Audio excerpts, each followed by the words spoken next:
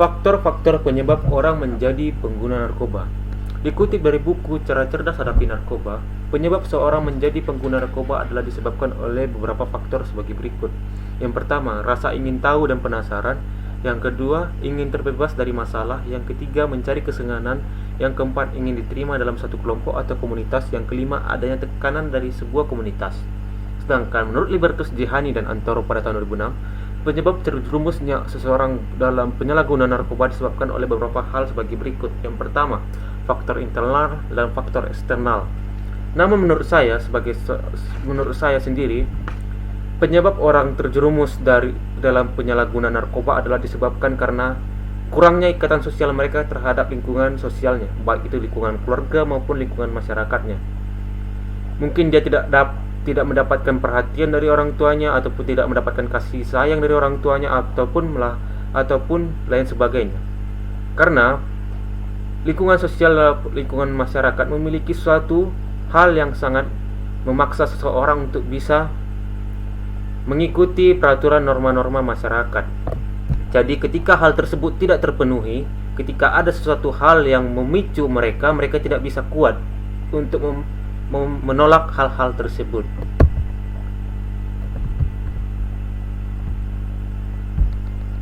Dampak penyalahgunaan terhadap narkoba. Sama seperti kita tahu, dampak penyalahgunaan narkoba itu bisa ke dalam bentuk fisik maupun psikis. Dalam bentuk fisik, badannya kurus, lemah, malas, mata kemerahan, dan lain sebagainya. Dampak psikisnya bisa bentuk kerja lamban dan ceroboh, perilaku agresif, sulit konsentrasi, mudah merasa kesal, dan mudah marah. Para pecandu narkoba yang sudah kecandu narkoba hanya bisa pulih, tidak bisa sembuh. Hal inilah menjadi perhatian kita sama-sama. Para pecandu narkoba yang sudah kecanduan narkoba hanya bisa pulih dan tidak bisa sembuh. Rehabilitasi tidak menjamin seorang pengguna narkoba untuk berhenti. Menurut data BNN, ada sekitar 70% dari jumlah pecandu narkoba yang telah selesai mengikuti program rehabilitasi dapat kembali lagi kambuh menggunakan narkoba. Jadi, sia-sia sajakah kebijakan rehabilitasi tersebut? Rehabilitasi. Dikutip dari hasil survei yang dilakukan oleh BNN yang bekerjasama dengan LIPI pada tahun 2019 silam, dari total 4.534.774 responden yang berstatus pemakai, 14,60% dari total responden mengatakan bahwa program rehabilitasi tidak bermanfaat. Namun selebihnya mengatakan bermanfaat. Jadi, rehabilitasi tersebut bermanfaat, itu tergantung dari orangnya lagi. Yang kedua, ada berapa alasan yang membuat program rehabilitasi tersebut tidak begitu efektif dipandang dari sudut pandang pemakai. Yang pertama, lokasi tidak mudah dijangkau oleh penyalahguna narkoba. Yang kedua, biaya rehabilitasi mahal. Yang ketiga, program yang ditawarkan kurang efektif. Seperti yang kita ketahui, keberhasilan kebijakan rehabilitasi tersebut sangat menentukan kondisi lapas ke depannya, di mana 50% lebih penghuni lapas disebabkan oleh kasus penyalahgunaan terhadap narkoba. Analisis kronologi mengenai program rehabilitasi. Teori rehabilitasi. Teori ini memiliki dasar pemikiran bahwa para penjahat merupakan orang sakit yang memerlukan pengobatan. Teori ini berpandangan bahwa manusia tidak menentukan dan tidak dapat dipersalahkan karena moralnya. Yang kedua, teori labeling atau pemberian cap kepada pelaku kejahatan merupakan reaksi informal yang diberikan masyarakat kepada para pelaku kejahatan sebagai bentuk upaya untuk menjaga status quo kehidupan lingkungan sosialnya, ataupun efek jerah bagi perilaku dan contoh peringatan bagi orang yang lain. Nah, di sini saya temukan ada kekurangan dalam teori rehabilitasi.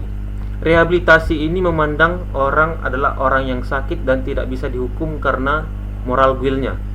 Namun, tujuan mereka ini untuk mengembalikan mereka kepada masyarakat. Namun di sini permasalahannya, mereka tidak mengikutkan masyarakat dalam proses pencegahan tersebut.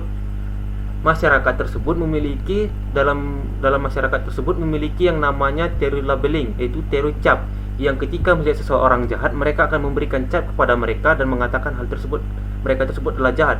Mereka akan menjauhi mereka, dan tersebutlah maka akan terjadi tidak berhasilnya program rehabilitasi tersebut. Nah, sama seperti saya katakan tadi, tidak melibatkan masyarakat, Yang kedua, pecandu narkoba itu tidak bisa sembuh, mereka hanya bisa pulih. Kenapa demikian? Karena narkoba itu menyerang sistem syaraf pusat. Jadi apapun pengguna narkoba itu tetap memiliki keinginan hasrat untuk menggunakan narkoba. Jadi, ketika program rehabilitasi tersebut ingin menyembuhkan para pecandu narkoba, mereka harus memperhatikan yang namanya memberikan suatu dukungan kepada mereka. Yang kedua, harus memberikan suatu kegiatan yang bisa membuat mereka sibuk. Karena apa? Sama seperti rokok, ketika orang tiba-tiba berhenti merokok, hasrat mereka untuk berokok itu pasti ada. Nah, disinilah susahnya merehabilitasi pecandu narkoba. Yang terakhir, fasilitas dan tenaga kesehatan kurang cukup memadai. Nah, di sini saya temukan ini di Kuansing setelah saya cakap-cakap dengan pihak-pihak berwenang PNN. Yang merehabilitasi cuma satu orang, dokternya. Yang kedua, para mereka yang merehabilitasi cuma sedikit, ada sekitar 3 atau 2 orang. Maka hal di sini, sedangkan kasus pecandu narkoba tersebut sekitar 79 atau 1 orang. Jadi di sini kurang efektif. Di sini kurang efektifnya.